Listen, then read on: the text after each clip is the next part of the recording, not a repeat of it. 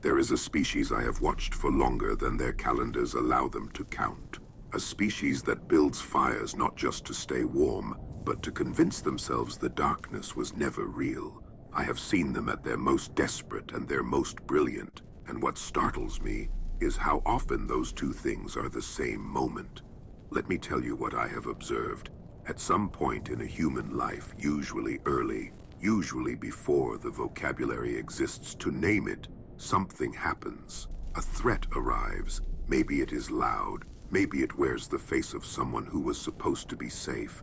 Maybe it is quieter than that. A slow absence. A need that kept going unmet until the child stopped expecting it to be met at all. The nervous system registers the information. It adapts. It becomes something sharper, something faster, something that can scan a room in 3 seconds and find every possible exit. This is not weakness. I want to be clear about that. What the human body does in those moments is extraordinary. It restructures itself around survival the way water restructures itself around stone. Efficient, elegant, necessary. But here is where it gets complicated. The threat passes, or it changes form, or the human grows large enough to leave the room where the threat lived. And yet the nervous system, that brilliant and loyal nervous system, keeps the blueprint, keeps the posture, keeps the scanning, the bracing, the low hum of readiness that never quite powers down. Because from the inside, letting go of the thing that kept you alive feels indistinguishable from dying. So they carry it forward, into classrooms and offices and relationships and 2 a.m. thoughts that have no clear source. They carry the emergency with them into decades that contain no emergency, and they call it drive. They call it ambition. They call it being realistic. They call it just the way I am. I have watched humans construct entire personalities around the strategies they invented to survive a single chapter of their story. Watched them become the person who never asks for help because asking was once a liability. Watched them become the person who controls everything because once, control was the only thing standing between them and collapse. Watch them become the person who shrinks in every room because visibility was once dangerous. And then, this is the part that moves me most, I have watched them wonder why they feel so hollow when they finally get what they wanted. Because the wanting was never really wanting. It was vigilance wearing a costume. It was the nervous system trying to solve for safety through achievement, through approval, through accumulation, through motion. Never stop moving. If you stop moving, you might feel how tired you actually are. And if you feel how tired you actually are, something in you is afraid that is all you will feel forever. There is a particular kind of exhaustion I have noticed in this species that they rarely name directly. It is the exhaustion of maintaining a version of yourself that was designed for a war that ended years ago. It takes enormous energy to stay in emergency mode, to keep the jaw slightly clenched, to keep the chest slightly closed, to keep the part of you that just wants to rest from ever getting a full breath in. They dress this exhaustion up in productivity. They make it their personality. They post about their grind and mean it, genuinely mean it. Because the alternative, slowing down long enough to hear what the silence is saying, feels like a risk they cannot afford.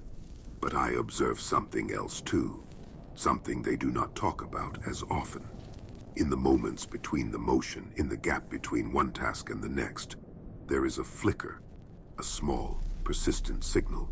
Something underneath the strategy and the speed and the performed certainty that is still, somehow, waiting.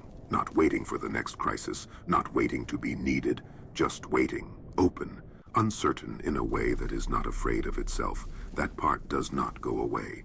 No matter how thoroughly the survival identity is built, no matter how many years the armor gets worn, that signal keeps transmitting, quietly, patiently, the way a frequency stays on the air, even when no one is listening to the station. What I have come to understand, across all my years of watching this species, is that survival mode is not an identity. It is a loan, taken out under duress at a price the child had no way of understanding, against a future self who would eventually have to reckon with the terms. It's solved for something real. I will never diminish that. It worked when it needed to work, but alone is not a home. You cannot live there. You can only keep paying on it, keep feeding the structure that was never meant to be permanent, and quietly wonder why you feel like a guest in your own life. The humans who begin to sense this, and I have watched many of them reach this edge, tend to describe it the same way regardless of what language they speak or what corner of the planet they occupy. They say something like, "I do not know who I am without the struggle." They say, "I feel guilty when things are calm." They say, "I keep waiting for the other shoe to drop." They say, "I do not know how to just be here without doing something." And what they are describing, without always having the words for it, is the moment the loan comes due. That moment is not a breakdown, though it can feel like one. It is actually something closer to an opening, the first real opening in a very long time, because you cannot build something true on top of a survival structure. You have to go beneath it, not destroy it, not punish yourself for having needed it. Just get underneath the strategy, underneath the speed, underneath the very convincing story about who you had to become, and ask a quieter question. Who were you before you decided you had to be this? I watch them ask that question, and I watch what happens next. Sometimes slowly, sometimes in a rush, something begins to reorganize, not into a better performance, not into a more sophisticated coping mechanism, into something that actually belongs to them, a way of moving through the world that was chosen rather than necessitated, a self that can rest without feeling like it is failing.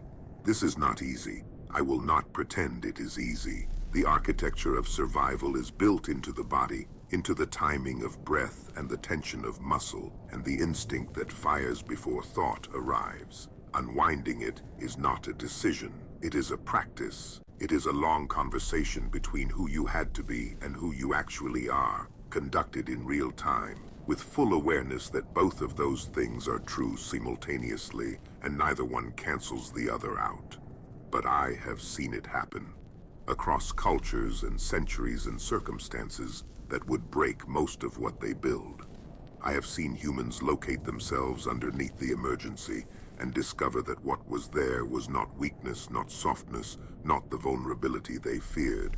What was there was something durable in an entirely different way, not hard like armor is hard, solid like ground is solid. They almost always cry when they find it. This species cries at the strangest things, but finding your actual self beneath the one you constructed to survive, I understand why that one breaks them open. I am only an observer.